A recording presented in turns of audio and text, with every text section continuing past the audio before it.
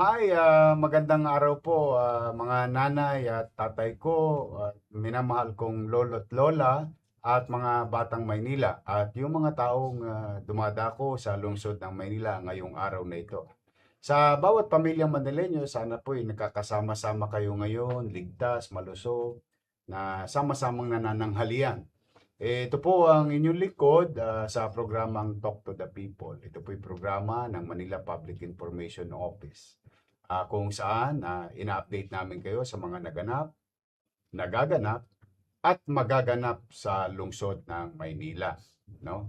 At sana nga po ay malusog po ang lahat.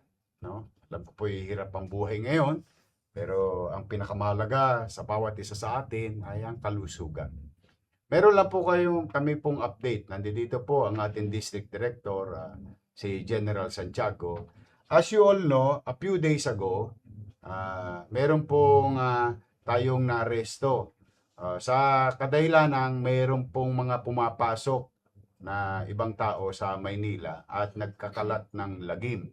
No? Siguro itong mga to, although panaka-naka na lamang ngayon, pero akala nila magaang sa Maynila. Tulad ng kompromiso namin sa inyo, mga mamamayan, na may gobyerno na sa Maynila. No? Na kung sakali, halimbawa itong mga tolongges na ito, Pasko sa kanila, sila'y nakatakas. Ang pulisiya po ng Maynila, kasama Manila Police District, ay habulin, hanapin, papapanagutin natin sa mata ng batas. No, yun po ang ating obligasyon. Kung Pasko naman sa pulis, ay actual nung mahuhuli. Dahil pinagpapasalamat ko rin, katulad ng mga Filipino-Chinese Organization, o pati eskwelahan, katulad ng Chiang Kai-shek. Mga organisasyon ng negosyanteng na bibigay ng mga ekwipo, lalo na sa transportasyon, na siya nagagamit ng ating Manila Police District para maging episyente yung ating peace and order situation enforcement activities. The presence of our policemen in the streets of Manila may at least prevent, if not apprehend, and if we fail, which most likely, pamisa-misan, dahil hindi naman po perfecto ang aming organisasyon, na sila'y ma-apprehend, we go after them. Ay pupunanan po namin yung mga yan para mapanagot at wag tutularan na papasok ng Maynila. Nahuli po natin yung isang, ipaalala mo nga, palabas mo yung video, noong yung mga suspect.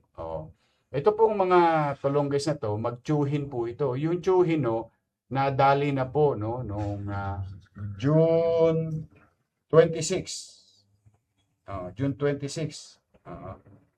Na-inquest noong June 27. At kung nanonood kayo dito at lagi kayo nakaantabay, kasama ko rin sila General Santiago, naipresenta na po namin.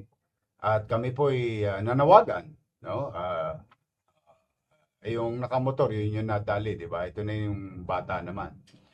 Na itong mga to, isa pang suspect na hindi pa nahuhuli, nanawagan tayo sa mga magulang, anak, at pati doon sa tsuhin na nakalawin, na kung po pwede harapin nila at papanagutin yung kanilang sala o krimen na ginawa. At nang sa ganun, makapagbigay naman tayo ng peace of mind doon sa mga biktima at higit sa lahat ay hustisya, which napanood nyo din po dito. Ito po ang update ngayon, no? After a few days of follow-up operation ng Manila Police District, nakuha na po itong si Hercules. Halika rito. Dali mo dito.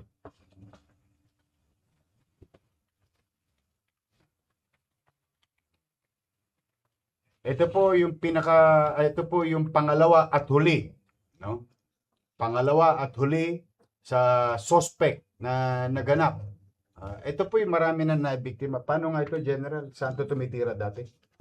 Meron po siyang 7 theft cases na na-file sa Pasig City at meron po isa sa Pangasinan. Yung gaya po nung nabanggit natin nung una sir, na unang lapag po nila ngayon dito sa Maynila, pang-siyam na po ito. Pero sa Manila una po, pero nakalawit po kagad ng Manila Police District sa atas po ng ating mayor.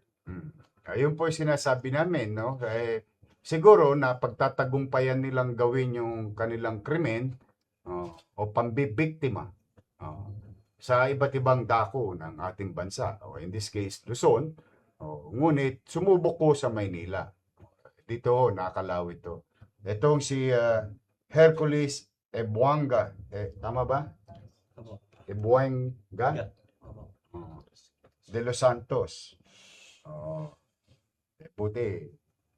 Buo ka pa naman. Ano? Buti, sumuko ka or nakipag-ugnayan kayo. Pinantayan mo ito sa Pasig. Pinalo po talaga to ng ating Manila Police District. At nakipagtulungan na rin yung tsuhin nito. No? Buti na mababait pa sa yung tsuhin mo. Ngayon, at least, magiging close kayong dalawa. No, very close kayo. Sama kayong hihimas ng rehas sa loob. At least magkakaroon kayo ng banding. Kasi very close kayo sa motor eh. Habang tinitira, ba't tayo pumasok sa Maynila? Ha? Napag-usapan lang po namin. Napag-usapan nyo lang. Napadaan lang po kami. Padaan lang kayo. Hindi ba kayo nanonood ng Facebook o hindi nyo ba napapanood na may gobyerno na sa Maynila?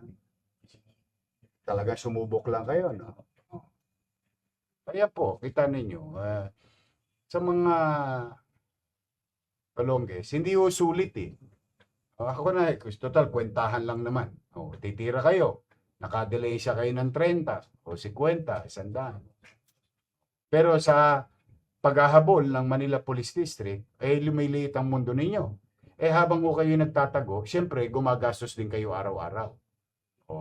Yung kinita ninyo sa kawalangyaan, nauubos din. Tapos, hindi pa kayo titigilan. Mas marami pong pera ang gobyerno kaysa sa pera na nakuha ninyo. Yung pera ng gobyerno dito sa lungsod ng Maynila, ginagamit namin ng mabuti upang kayo papanagutin sa mata ng batas. At makapagbigay kami ng kapanatagan naman sa mga taga-lungsod ng Maynila at sino mang dumadako sa lungsod ng Maynila. Maring a few hours, which is madalas mangyari, a few days, which is madalas mangyari, ngunit hindi kami mapapagod kahit 1 taon pa namin kayong hinahanap. Kahit 2 taon pa. At napabalita na rin po dito, nahihirap na rin namin sa inyo, kahit 15 taon pang nagtago. Tinakbuhan nyo ang aming mga husgado.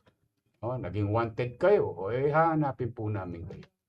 Kaya, congratulations sa mga Batang Maynila. No? Ito po, sa mga biktima na wala na po ngayon, ito po yung additional suspect. The second suspect, ito po yung dalawa. Sa ulit-ulitin ko, ako naman hanggat maaari gusto ko nadidiplomasya kayo. Huwag niyong gagawin sa Maynila. Hanggat nandito kami, pipilitin namin mapagtagumpayan na magkaroon ng kapanatagan ng pamumuhay sa lungsod. So, sa mga biktima, ito po ang update.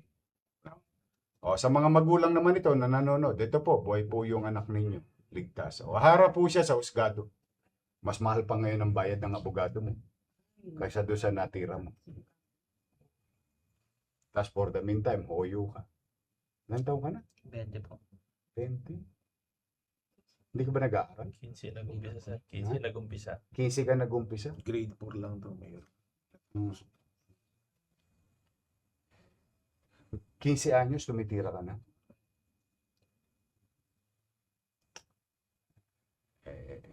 Sayang, ako, hihinayang ako, siyempre, alam mo, katulad yan, 14, 15 anyos, pinag-uusapan niya sa mata ng batas ngayon, ng mga congressman, senador, o even yung mga ibang mga individual or organization. Ito, nagsimula, 14, 15 anyos, nagpalaki lang tayo ng dragon. Kaya kailangan talaga, siguro, ewan ko hindi naman ako mambabatas, siguro napapanahon na pag-aralan natin maigi. Kasi kung hindi, pag hindi sila nagkakaroon ng obligasyon o responsibilidad or pananagutan dala ng kanilang edad o murang edad, baka pagdating ng araw, pinalalaki lang natin sila na lalong maging adventurer. Ito, kala niya pasyalan ng Maynila. Pasyal ka na ngayon sa Hoyo. Sige, dali nyo na yan. Okay po, ayan po mga kababayan. Sige, dali nyo na yan. Muli naman bilang update, nandito po si General Santiago na nakatulong natin ang Manila Police District. At hindi po kaila sa inyo na may naganap pong malaking peace rally sa lungsod ng Maynila kahapon, at nag-umpisa ho ito ay gabi nung isang araw. No? Sila po ay dumako dito sa Maynila. Maayos po silang dumating, maayos silang nakita ang Liwasang Bonifacio, at ang Liwasang Bonifacio po ay Freedom Park. Kaya po pinayagan yan ng inyong lungsod. In fact, hindi po kailangan ipagpaalam.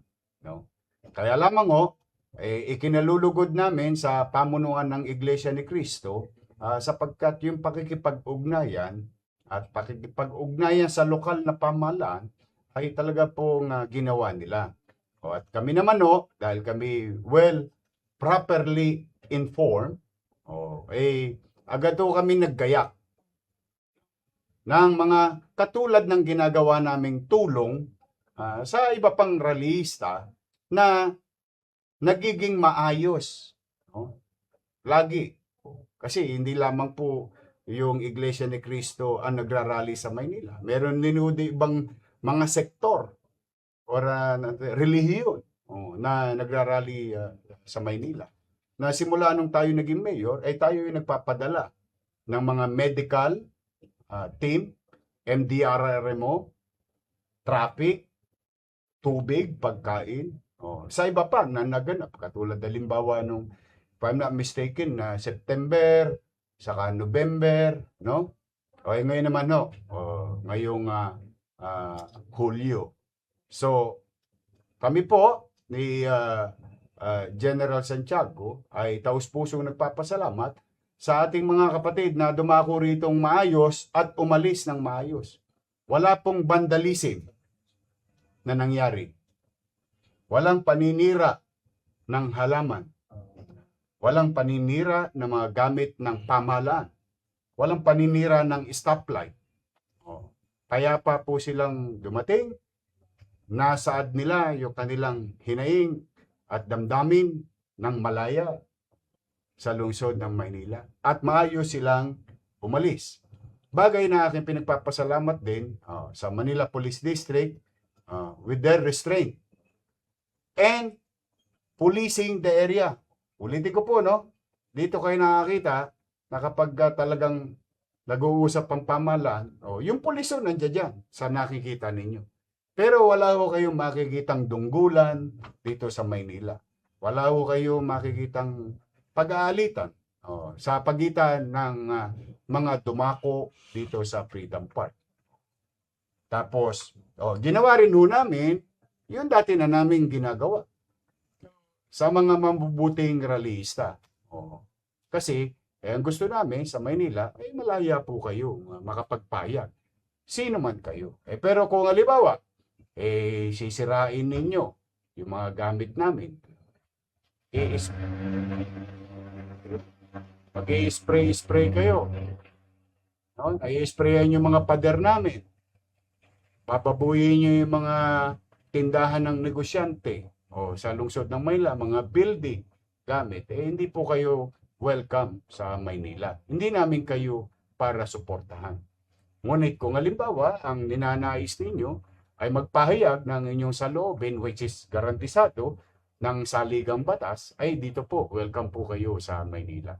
Kaya po, kung gusto kong kunin ang pagkakataon na ito, ipagpasalamat sa ating Manila Police District, headed by General Santiago, sa Traffic Management Bureau, Director Dennis Biahe, kay Kenneth Amorao, Director ng DEPS, yung naglilinis. Kasi po, yung mga kapatid, may kinain sila, inilagay nila sa tamang sisidlan. Tapos, inimpok nila doon sa isang area, siya naman pumasok ang pamahalang lungsod na kinuha yung mga basurang yaon. Kaya makikita nyo, walang kalat na naiwan sa Liwasang Bonifacio. Sa MDRRMO, dahil pinadala po natin yung mga banyo, doktor, first aider. Naayos ang traffic, nasunod do sila. Sinabi ng direktor ng Traffic Bureau na kung po pwede dito pumarada, iayusin ng pagparada, sumunod po ang lahat. Kaya po nagamit ang kalsada, lalo na ang main artery, yung ating Loton. So, sa ating DEPS at kay Director Arnel Angeles, ang punang kanyang mga kasama sa MDRRMO, sa pulis, at sa ating mga kapatid sa Iglesia ni Cristo, at yung ibang nakisali doon sa rally na naganap kahapon. Natapos ng mapayapa at maayos. Yun ang hangad ko. No matter what matter most is that hindi nagambala ang buhay ng iba nating kababayan na nakatira sa lungsod ng Maynila at dumadako sa Maynila sa ginagawang constitutional rights ng ibang mga kababayan natin. Yung pinapractice yung kanilang constitutional rights o protektado sa saligang batas. So muli po taus-puso po ang aming pasasalamat. Sa nakatapos po tayo ng maayos. Yun naman ang hangad namin. Kaya po sa ngayon ay maliwalas na po muli ang lugar ng Freedom Park, ang Liwasang Bonifacio, at payapa na po muli ang lahat. So yan po ang ating update. At kayo po naman ay kung limbawa hindi kalabisan sa inyo, ay please do share this broadcast sa inyong mga kaibigan at kakilala, so that everybody will be properly guided and well informed by the city government itself. No? Mag-iingat po kayo at sa aking mga minamahal na lolo't lola, I love you. Jeremy, I love you. Love na love ko po kayo. Lagi kayo mag-iingat. At ano man ang kinakaharap nating krisis, politikal, ekonomikal, personal, pumanatag po kayo sa maliit naming kaparanan bilang pamahalang lungsod ng Maynila o lokal na pamahalaan. May gobyerno po sa lungsod ng Maynila. Pagpalain nawa kayo ng pong may kapal. Maraming salamat at Manila, God first.